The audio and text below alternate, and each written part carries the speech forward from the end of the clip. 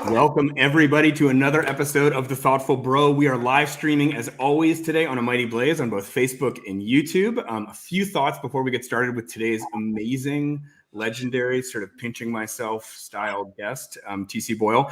The Thoughtful Bro is here every Tuesday at 2, as you know. We're here to talk about what makes great books tick, what makes great authors tick. In today's interview, we're not only going to be talking about Talk to Me, TC Boyle's latest novel, but we're also going to be talking about craft and how he approaches his work and how he's approached it, frankly, for about 4 decades. If you don't know, A Mighty Blaze is an all-volunteer initiative to help writers reach readers virtually during COVID and beyond. Folks, there's a lot of canceled book tours out there, and we are here to plug that gap and try to make sure that you hear from authors that are releasing books. At A Mighty Blaze, we're not asking for any money. If you want to support us and show us some love on A Mighty Blaze, all you have to do, give our interviews a like, give our Facebook, Instagram, Twitter, or YouTube page a like, give us a follow, and that really helps us get the word out. If you want to know more about A Mighty Blaze or what's coming up every week, you can go to amightyblaze.com and sign up for our newsletter. We'll just drop you a quick email every Sunday night that tells you what interviews we have coming up that week. We also have our Mighty Blaze podcast, which is now in its 3rd season already. So you can check out our podcast as well. If you are in the mood to spend money, please spend it on thought-provoking books about humanity's relationship to the animal world, written by prose masters like TC Boyle. Of course, I'm talking about the book Talk to Me, which we're going to be talking about in a moment. If you have any questions, pop them in the chat on Facebook or YouTube, and they will make their way to me. But for now, on to our guest. I am honored and thrilled to bring you this week's guest, one of the most influential and critically acclaimed prose artists of our time. T.C. Boyle is the author of 28 books of fiction, including, just to name his most recent few, The Terranauts, The Relive Box, and Outside Looking In. He received a PhD in 19th century British literature from the University of Iowa in 1977. He also received his MFA from the University of Iowa Writers Workshop in 1974. He's been a member of the English department at the University of Southern California since 1978, where he is a distinguished professor of English. His work has been translated into more than 24 languages, and his stories regularly appear in such stalwart publications as The New Yorker, Harper's, Esquire, The Atlantic Monthly, Paris Review, and McSweeney's. He's known for his wit, his exuberance, his dark comedy, his invention. He received the PEN/Faulkner Prize for Best Novel of the Year for World's End in 1988, the PEN/Malman Prize for the short story for T.C. Boyle Stories in 1999, and the Prix Medici Étranger for Best Foreign Novel in France for The Tortilla Curtain in 1997. His just released 18th novel is called Talk to Me. It concerns the fate of a young chimpanzee who's taught American Sign Language and gets involved in what one might call a kind of love triangle. The Washington Post called the setup Classic Boyle, and the Boston Globe called it Howlingly Marvelous. And I once saw Deborah Treisman, the fiction editor of The New Yorker, give an introduction to T.C. Boyle, and I just felt I couldn't really improve upon it, so I'm just going to give a line from Deborah here. She said, "You never know what you're going to get when you read a T.C. Boyle novel, but it's always more than you imagined." And I couldn't agree more. So T.C., welcome to The Thoughtful Bro. Thanks, Mark. It's a delight to be here, especially since we don't have to get on airplanes to see each other. That's right. It's amazing. I mean,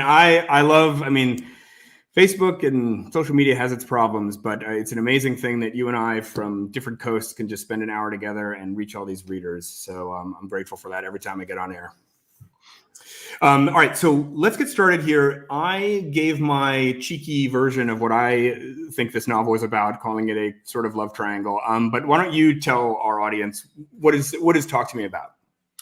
I like that description, Mark, very much.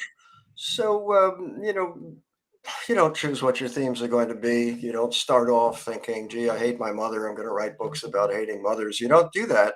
What happens is the themes come to you. So I see that more and more I'm writing about environmental themes, and especially about our being on this planet as a kind of animal, as an animal that denies that it's an animal. And what does that mean? And what are we doing to the environment? And who are we? And why are we here? And so on and so on. When I was a student in the Iowa Writers Workshop, I discovered that we were teaching chimpanzees to speak with us through sign language. This was in the 1970s when these experiments first began. And so I wrote a story about that called Descent of Man, which became the title story of my first collection. And it's very absurdist and disgusting and wild. And it's about a love triangle between a female researcher, her really brilliant chimp, and the schlump guy that she lives with. And that was in 12 pages. All these years later, I've come back to a similar scenario, but in a totally different tone. I've written a novel about the experiments with trying to teach apes our language and the ethics of that. Yeah. Yeah. And so this book has been compared to a number of other works. And so one of them is this book, We're All Completely Beside Ourselves by Karen Joy Fowler. That's a very it's about a chimp relationship. But other books, like kind of from the literary canon that I found also comparable were Frankenstein and Of Mice and Men. And then I also found there's a very famous, I'm sure you know it, The Flowers for Algernon by Daniel Keyes. And so I was thinking to myself, what did all these stories have in common that really with your book? And I think there's a kind of a similar emotional engine. And that engine is there is an animal or a creature of some kind who's sort of on the border of inclusion in the human community. And then this figure tragically is excluded from the human community. And that is just a very tragic arc. And I'm wondering, do you see the emotional engine of this work the same way? Absolutely, Mark. You really nailed it when you mentioned Of Mice and Men. Yeah.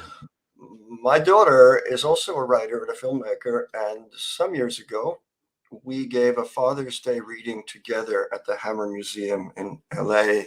I introduced her, she introduced me. And in her introduction, she said that she had only seen me cry once in my life.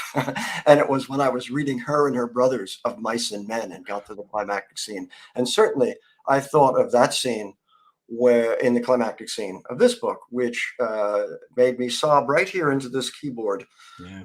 It's very powerful. I've also had experience with this in other books. For instance, I wrote about the wild child in my story, Wild Child, the novella Wild Child, about the enfant sauvage of France in Napoleonic times, who was found wandering in the woods. He'd been abused. He had no language. He couldn't acquire language. Yeah. What is that like? We are able to know who we are through the use of language. What if you don't have that language? What if you have another consciousness altogether? And further, of course, the last book, Outside Looking In, is about the early days of LSD research and an attempt to expand human consciousness.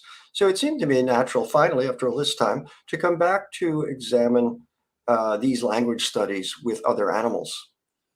Animal consciousness. What is it? How is it different from ours, etc.? And that's a great segue because I wanted you to read a bit from the work. And the passage you're going to read is from the perspective of Sam, who is the chimpanzee involved in this research and one of the point of view characters in this book. And then on the other side of that reading, maybe we can talk a little bit about how you came up with that voice and what the consciousness means to you that this animal seems to have. Sure, Mark. Thanks. My pleasure. You asked me to hold up the book. There Oh, it yeah. is. There it is. There's an ape on the front, and Yep. there's a great ape on the back, too. And by the way, I should point out that, I'm very liberal. I sleep beside a great ape every night of my life. Who also listens to your readings, right? She does. She does. The language is hugely important to me and the rhythm of it. And when I'm writing, and I have a few pages to show each day, I read to her so that I can hear it aloud.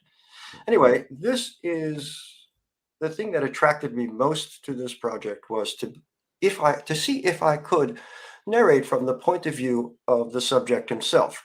His name is Sam, and the sad thing about these experiments, and we can get into this a little later, is how the apes were used and raised as human beings, entirely as human beings, without any knowledge of their own species, and acquired our language. But all these chimps you see in the movies and elsewhere, they're so adorable and so on. Yeah, of course. But this is a wild animal that is twice as powerful as an adult male. And once they reach adolescence, they can no longer be safely dealt with. And so they are then farmed out. And in this case, in those days, it was to biomed labs. So here you have an animal with the consciousness and intelligence of a 3.5-year-old child, pampered. And then suddenly he or she finds him or herself in a lab, and in this case, it's a breeding facility. And this is Sam's reaction. This is when you first meet him. He has been taken from the place he knows, sedated, and put in this other place.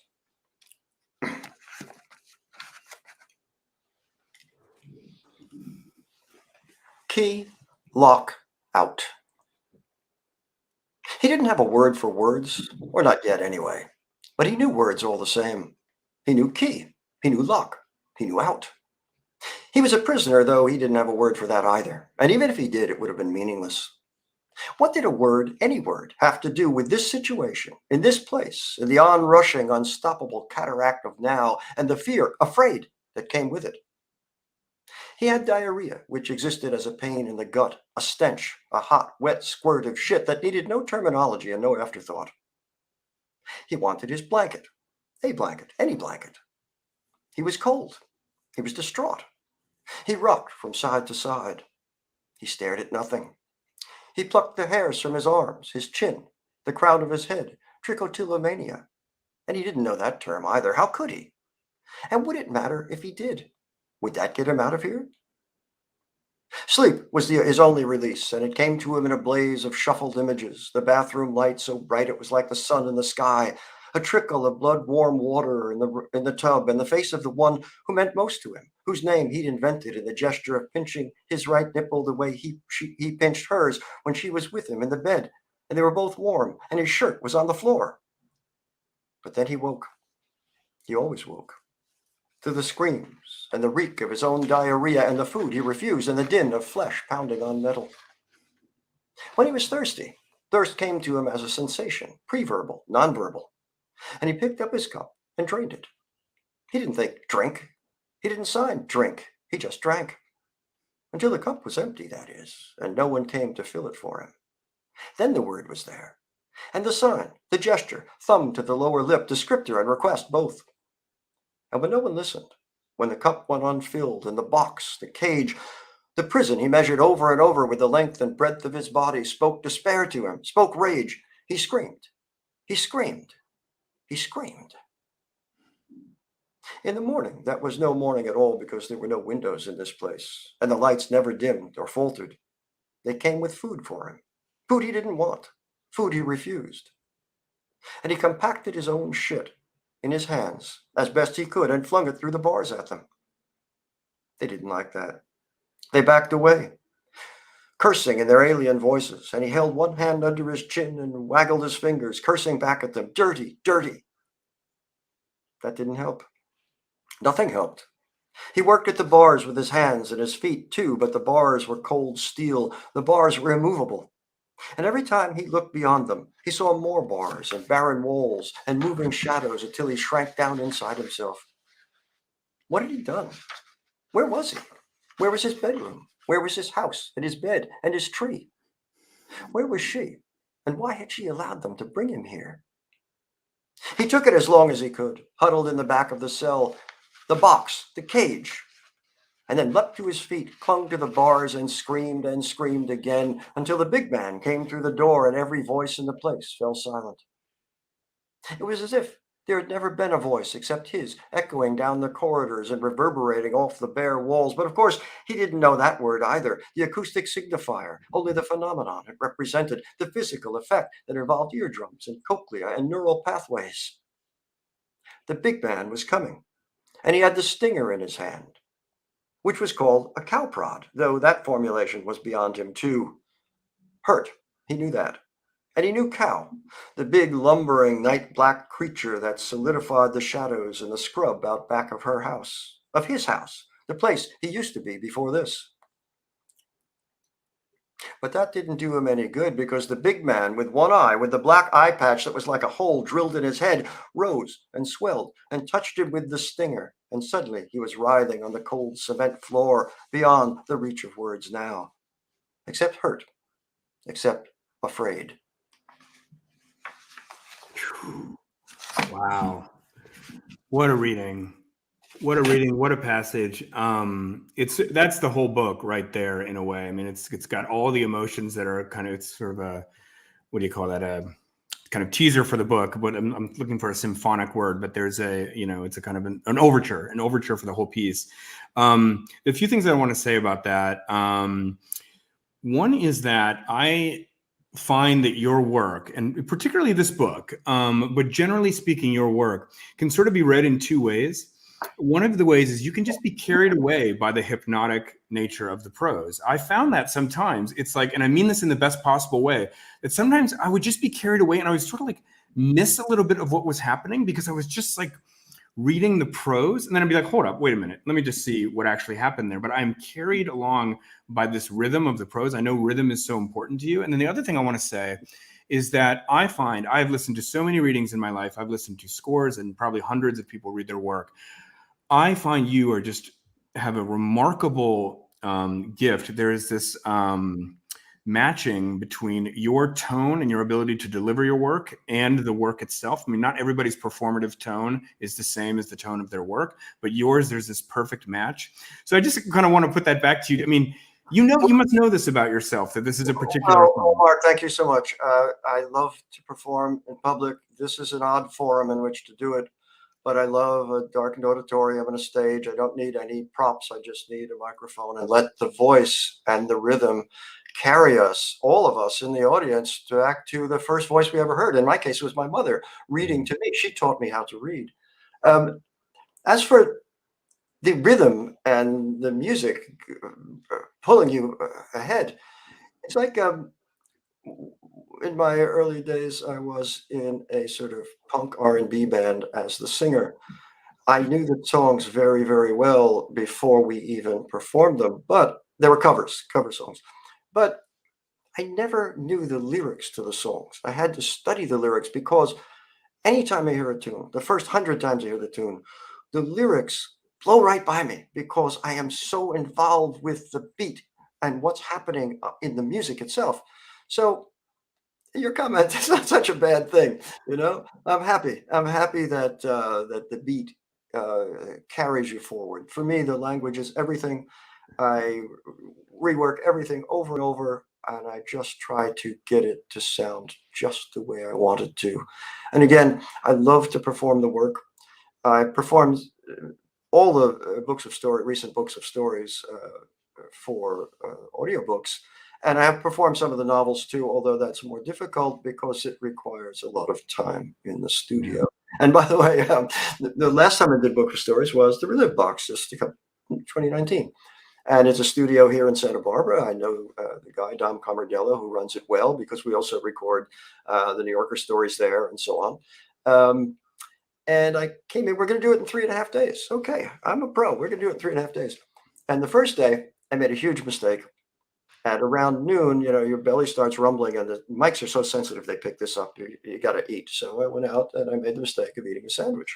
I came back and I was so sleepy and digesting food that, I fumbled the lines. And like in a live reading, it doesn't matter. But in the studio, you screw something up and in comes a voice to tell you to repeat it. And you repeat it and you repeat it and you start to lose the focus and so on. So the second day, I skipped lunch.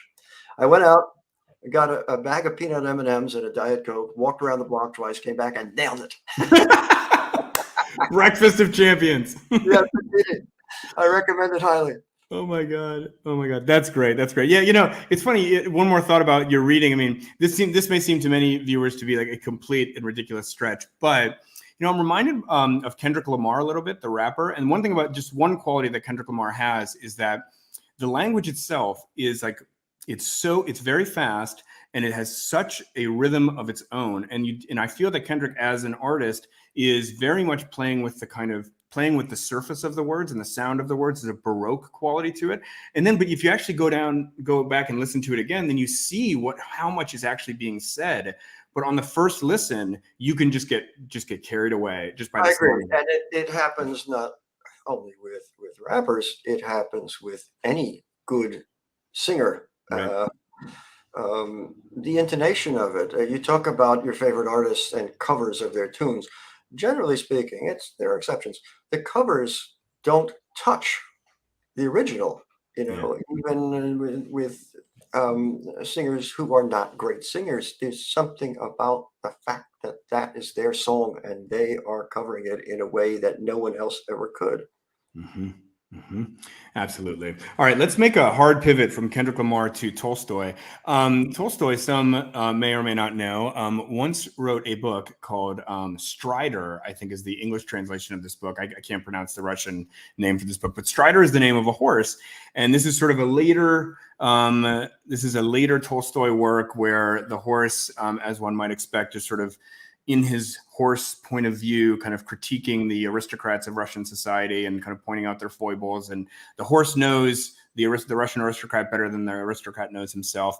But the horse has its own language, its own kind of way of looking at things, its own personality. It's its own narrative perspective that is unique, and a different horse might have narrated that story differently.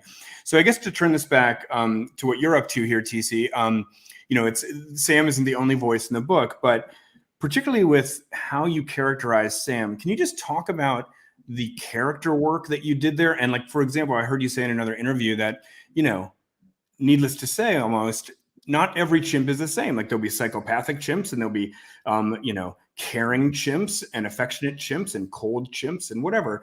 But you picked a certain voice and a certain kind of personality. So just talk to me about like how you came up with the character of this narrator, Sam. Our job as novelists is to be able to inhabit anybody, anywhere, and try to give point of view. That is the beauty of a novel as opposed to the beauty of a film, for instance. We can deeply involve you in different points of view and different perspectives. I've taken it as a challenge over my career of these now 30 books to inhabit anybody and to speak from any point of view. And of course, every narrative fiction is a kind of trick. The reader knows that a writer has written this, even if it's an I narrative and you're deeply invested in the character. And in the case of Sam, it's really no different from that. And yet, as you can see in the little excerpt, I am always nodding to the reader. There is a narrator overseeing this, even though it's from his point of view. And the narrator steps in to say, well, he doesn't know that term. And what do words matter to him? Because, of course, his consciousness is totally different. Here you have an ape, who I said earlier is incredibly intelligent and had lived a fine, evolved to be perfectly suited to its environment. But another great ape came along and destroyed that environment and captured this ape and put him in a cage and expected him to sit in a classroom and learn a language which has no meaning for him whatsoever. Now, of course, the chimps have a very involved and sophisticated gestural language, and they also, of course, make vocalizations. They had no need to evolve a language like ours. How could evolution have ever prepared them for what we have become and what we've done to this environment?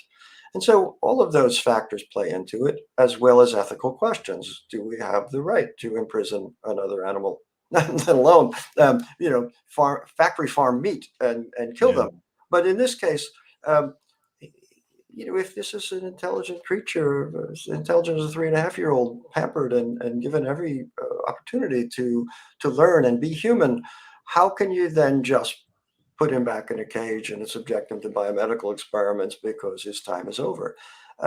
Those issues kind of tear at my heart. And I know that our own species is suffering right now, and that thousands of people are dying and starving, and the cruelty that's inflicted on them is unimaginable. But there's something that really stirs me about the cruelty to animals, like Claude Bernard's experiments, The Vivisectionist, which I also mentioned in this book. Trust me, I could feel all that from you. I could feel the outrage. I could feel the horror. I could feel your great empathy for these animals in this. And yet, Mark, I'm not preaching. I don't. I know. Book or story with a point that I'm going to make. Yeah. The point is the book itself, and I don't know what it will be until I get there. But yeah, I think if you look back on what the book is, I'm not trying to convince anybody of anything. I'm simply telling a story about something that interests me and moves me, just to find out what it is. Yeah. One other question before we move on. This is a real writer nerd question about how you characterized this animal in the book. But I'm wondering, did you find when channeling that voice of Sam, the chimpanzee, that you were able to access a different kind of emotions, or like, did it feel different than any other human character you'd ever done when you were writing him? Did it feel emotionally different to you? No, not necessarily. Again, I would go back to the story I mentioned earlier, Wild Child, about the enfant sauvage, or Talk, my 2006 novel about a deaf woman who has her identity stolen, and I got to study deaf culture and go to Gallaudet College and meet deaf students who happened to be reading the Tortilla Curtain at the time, and so on. Uh, Again, as I said, how do we know who we are? Because Right. we are told and we're acculturated and we have a little voice inside of us speaking in language primarily. Um, what does that mean?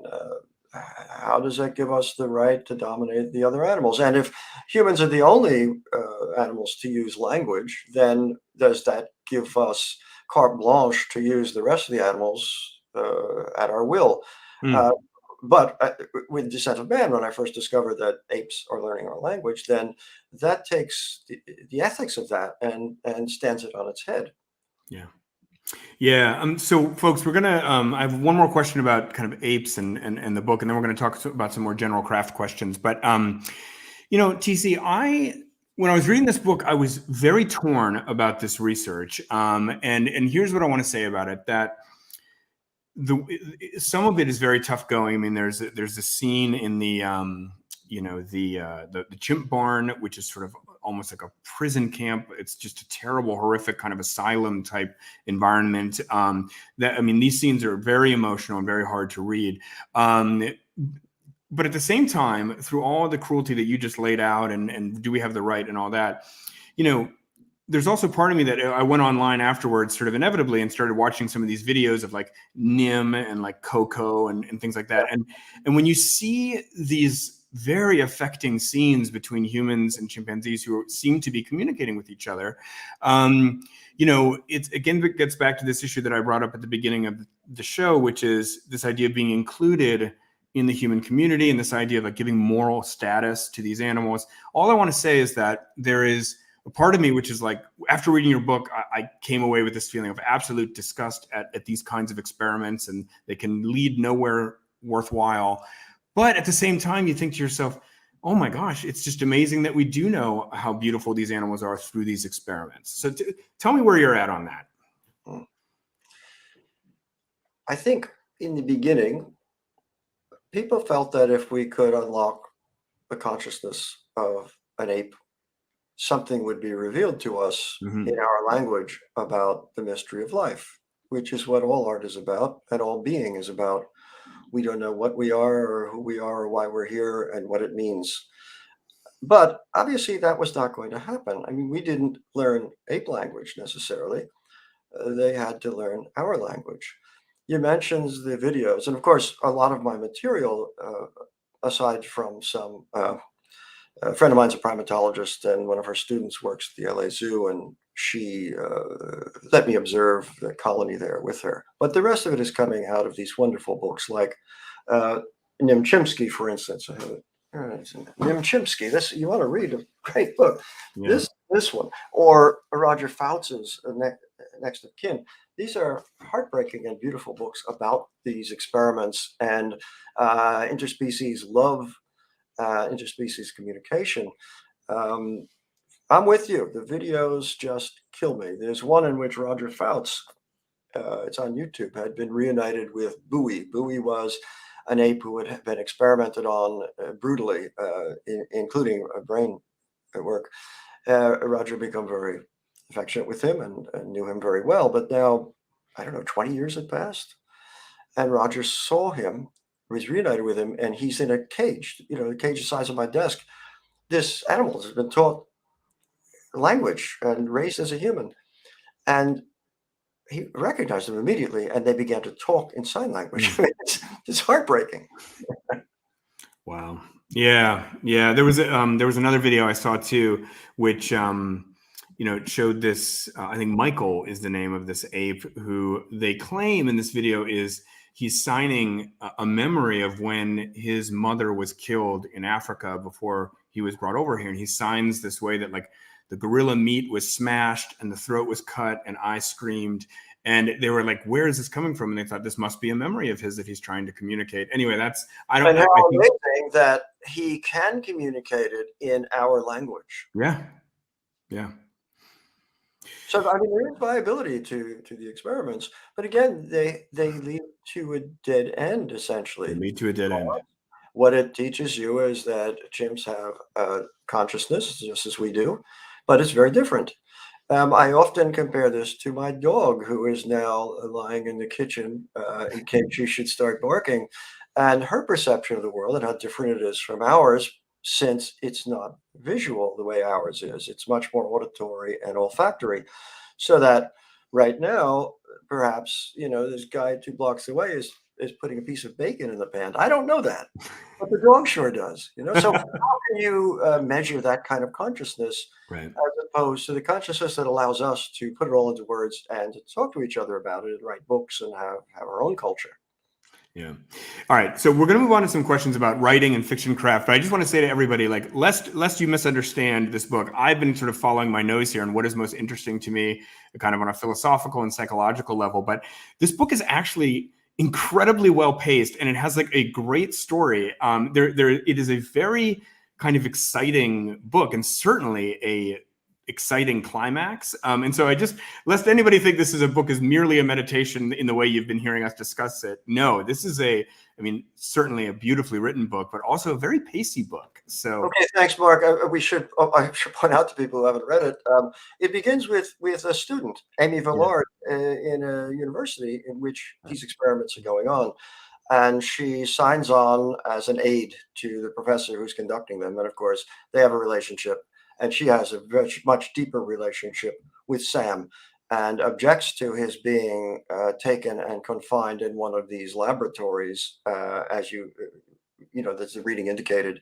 So we have 3 points of view, primarily hers, the professors, and the apes. And then we have a 4th point of view come in later in the book. Yeah. Yeah. All right. So I want to talk about craft, and then I know we have a number of questions from the audience that both came in here and then also came in on social media ahead of time. But just a few things about the way you write, because you've been writing for so long and so successfully in such a sustained way. I think asking you about some process questions is sort of interesting. So one is you do read your work to your wife. I think almost every day when you're done, you read her something of what you've done. And I'm just kind of curious about how that goes. Mainly, I'm curious. What do you get out of that? And does she ever give you like negative feedback or any feedback at all? Or like, how does that work? She's tough and Okay. she's very opinionated and she doesn't hold back. Mm-hmm. However, she pointed out to me that she found me when I was very unpropitious years ago, and that if she didn't like the work, she would not have continued the relationship. So I'm not really reading it for criticism. I don't have anybody read my books until they're finished. I feel that I'm going to do what I'm going to do, and I don't need anyone to assist me along the way. However, I do need an audience, and I do need to hear the way it sounds. And an odd thing happens too when I'm reading it aloud to her and hearing it. It allows my brain to jump ahead and see things and make connections that I might not necessarily make when I'm just reading it off the screen to myself. So that is valuable for me, as well as hearing the rhythm of the sentences. Yep, I believe it. Another question for you, craft-wise, is so now, you've written 16 novels, I think 30 books overall. What are there areas you're trying to improve in? And let me put that a different way, if that's not the right question. Do you find yourself improving, even if you're not consciously trying to improve some aspect of your writing? Do you actually find yourself improving? Do you write? Are there things about Talk to Me that you would say to yourself, I wouldn't have been able to do that 10 years ago or 20 years ago? I don't think improve is the correct word. I think you sustain a work, and it's all one thing from your earliest work to your latest work. Mm-hmm. If I could answer the question more directly, when I first began writing, I didn't care much about character. I cared much more about design, idea, and language.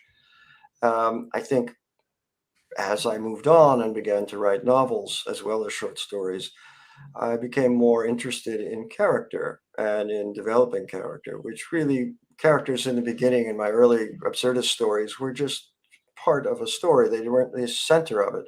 So in that way, yes. And also, uh, I write in all modes, whereas when I first began, I wrote primarily in an absurdist comedic role, which I still do. But I also write non-comic pieces, and I feel that in a book like Talk to Me or Outside Looking In or recent Yeah. books, I can make it a comedy, but only by definition. I can move you and outrage you, but also you see that it is comedic in some sense, just like real life. Yeah. Yeah, totally. All right, a few more questions, and giving a nod to my producer here. After I do a couple more questions, we'll have questions from the audience. I had George Saunders on the show in the spring. He had written a book called A Swim in the Pond in the Rain about 6 Russian short stories that he really liked and that he often teaches at Syracuse. That came out earlier this year. I asked him about the state of the short story. He said it is in a state of degradation, and certainly at least relative to where he saw the Russians at the end of the 19th century. I'm just curious where you're at as one of the preeminent practitioners of the short story. Is it in a state of degradation right now in America, or how would you put it? I have no idea. Uh, in the time of the Russians, in the time of Charles Dickens, literature was all there was. And now we have other things to occupy us. So literature takes a back seat, unfortunately. But George and I are both literary artists. And if you're a literary artist, this is your life, just as if you're a musician, for instance, or a painter. You just do it.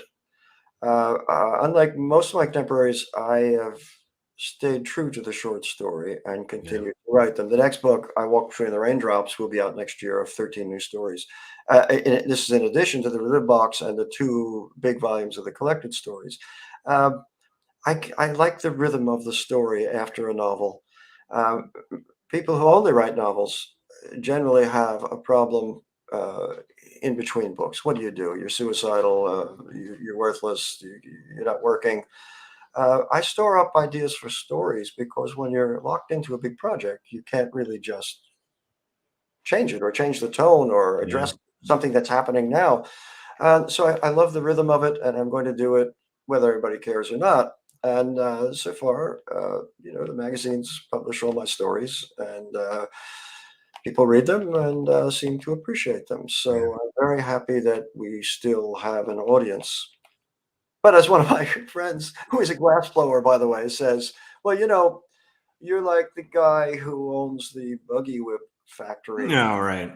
when they're starting to make cars, roll cars off the line. Well, okay. I will defend literature, though, by saying that the experience is unique among all our arts in that you, the reader, film the whole thing in your own head Yeah. and decode it according to your own experiences. And of course, you do this with a film to a degree, but the film is fixed, and there it is. And we can interpret it, and we have varieties in our experience of it. But nonetheless, the literature is completely individual to you. Yeah. And can I ask one more follow-up question about sort of a kind of meta question about where the artist is and where art is within our culture? It made me think of it when you said, you kind of alluded moments ago to where things were when you started out versus where they are now, and how it used to be the only game in town in a way. But your first book came out in 1982, I think. Your first Yeah, novel, first novel, 82, yes. first novel, 82. So that's like 39 years ago. In that time, if you could, tell me how the writer's position in our culture you think has changed. Hmm. Uh, we have less contemplative time. I spend a lot of time in nature when I'm done with work. I mean, I'm invested in the contemplative time while writing, of course, and reading. I spend a lot of time outside too, just no machines, Right. just feeling the pulse of the earth. Most people don't have any notion of that or experience of that anymore, and so too with reading. The calmness of putting on some music and reading a book the way this operates to slow everything down and open up another world to you. But most people aren't aware of this. Uh, and yeah, it's a pity. I'm not going to cry about it. We have other things to do. We have Netflix. we have the kind of communication of my webpage or of Twitter, where I'm in contact with people from all over the world, and all that kind of communication is great. Um, so I've got my life. You've got yours. Yeah. We do the best we can. Yeah, indeed. Okay, let's take some audience questions. I know my producer's been flagging me so we can get some up here. Got a few minutes left. Let's get through some of these. Audience Q, how do you maintain your astonishing level of productivity? I have a good work ethic, transmitted to me by my parents. Once I discovered what I wanted to do, I've gone straight for it. And that was when I went to Iowa. Before that, I'd been kind of a screw up and really, like Amy in this book, didn't have any sense of why I was in college or what it meant and so on. And then, of course, this was in drug times, and I got into a drug period for years. Uh, but I also was still thinking myself as a writer and writing and reading. And so I got a story published. I thought, hey, great. I applied to Iowa. They accepted me. And then from then on, I've gone straight forward, working all the time. I don't feel good unless I'm working. It's a mysterious world, and I'm confused. And I just want to try to interpret it if I can. And this is the only way I know how. Yeah. Beautiful. Great. Let's have another question. Are you still teaching? You are my literary hero, says Susan. Well, thanks, Susan. I'm delighted to be somebody's hero. I stopped teaching 5 years ago after a mere 37 years. USC was the other place I ever taught. I founded the writing program, the creative writing program. I love it. I miss my students. I loved getting out of the house 2 days a week to be able to discuss literature in the way that Mark and I are discussing it here. It's great. It got me out of myself, and I think this is a problem most novelists have, is dwelling too deeply within themselves. This is why we have drugs and booze, of course. But I live in Santa Barbara, and it's a 2-hour drive each way, with maniacs, maniacs out on the road, all of whom are focused on killing you. Read my story, La Conchita, and you'll get an idea of what that drive is like. Great. Okay, let's try to do a few more. We got a few minutes left here. Okay. Your books are so detailed and context rich. How do you balance the research and the writing? Many, many years ago in LA, I was on stage with E.L. Doctorow, whom I love. And he was asked this question because he only wrote historical novels. And he said, you have to keep in mind that as much as you love the research and as fascinating as it is, you have to realize that you're not a historian. You are reading and absorbing this material so that you can make art from it, your own art. Keep that in mind. And I always have. So if I have to fudge historical detail a bit, I don't have any problem with that. Although primarily I'm giving you the history because I love it so much. But I do know that when I'm doing research, that it's going to be focused or funneled into a work of art. Right. I know you mentioned in another interview that I saw with you that doing the research, and this is something I've found as well for myself, that doing the research seems to help open an unconscious vein. Of course. Yeah. Of course. And anyone watching this, whether they're a writer or not, has had the experience of writing a term paper at school. And it's the same thing. You acquire material on a subject. You take notes. You don't know exactly why you're doing that or what it will be. But in the process of doing it, you begin to see a structure and a scenario. And once it begins with the first sentence, you follow it. Mm-hmm. Yeah. All right. Let's do take 2 more questions and then we'll wrap. How do you balance great details without overly describing? Honey Brett, thank you for this question. And how many points of view is too many in an intricate novel? Is it okay to go under several characters' heads? there are no rules whatsoever. You can do anything you want. And if there were rules, if someone imposed rules, I would spend all of my talent and genius and perversity trying to overturn them. So every work is different. Every work is unique. And you just follow it and see what happens. If you have too many points of view, well, maybe you have to revise.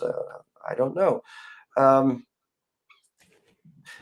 Wow. So I try all sorts of things. For instance, in the Terranauts, I'd never done this before. There are three major points of view, but they're all I narrators because I felt, why not? Yeah. I do a very close third person anyway, which is almost like a first person narrator. Why not? Let's see what would happen. They all are giving an apologia for their point of view. Yeah. So I say that, any kind of rules that may be imposed on you are meant to be broken and really have no meaning for you unless it seems to strike home and you feel, well, okay, yeah, maybe I should do this or that. But basically, just follow the work. Great. All right, let's take one last audience question.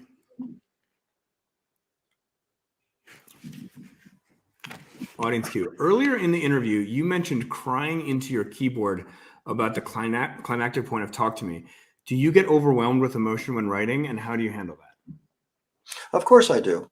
And, when you read your favorite novelist and she's describing food, it's because it's lunchtime and she's hungry. The same thing with the sex scenes.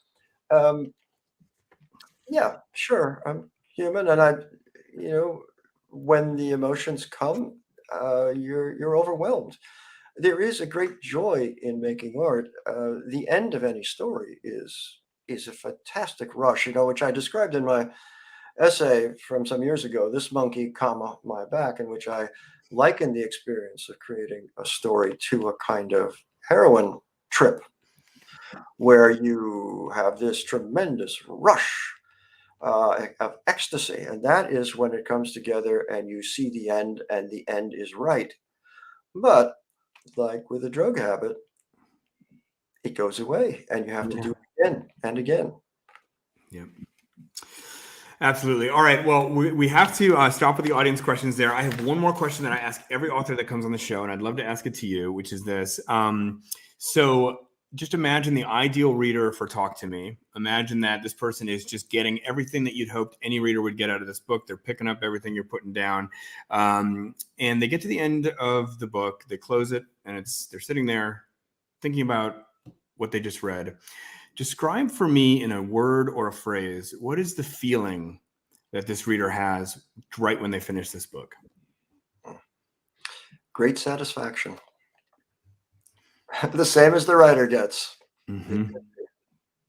And you know what? I love contemplating the end of a book. And I have all sorts of different endings in these stories. Some, and I think the most effective, bring you back into the story. You hit the last line. The tortilla curtain is an example of this. And you wonder, well, why does it end there? I mean, there could be more. There could always be more to the story. But it ends there because it brings you back into the story to reassess it and see how the themes go together and try to devise a meaning for yourself. Beautiful. Great. Well, TC, we will end there. This has been such an honor for me. I had so many more questions I wanted to get into. It's just a real privilege for me and for all of us on the production team here to spend this time with you. Folks, the book is called Talk to Me. It is absolutely terrific. It is boundary pushing in both the prose and the literary style and the kind of story it's trying to tell. And it's also just, frankly, a great, pacey, exciting read. It's sort of everything you want in a book. So, TC, congratulations on the work, and thanks for coming on the show. My pleasure, Mark. Thank you. Great. All right, folks, we'll see you next time on The Thoughtful Bro. Thanks for tuning in.